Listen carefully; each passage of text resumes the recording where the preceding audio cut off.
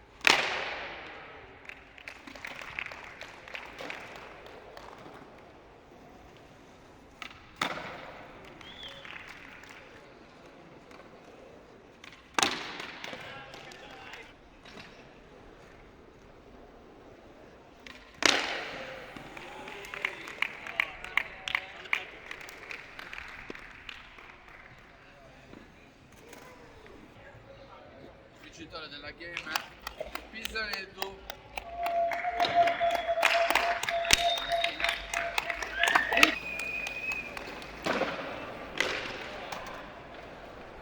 E Battle of Casteto, ragazzi.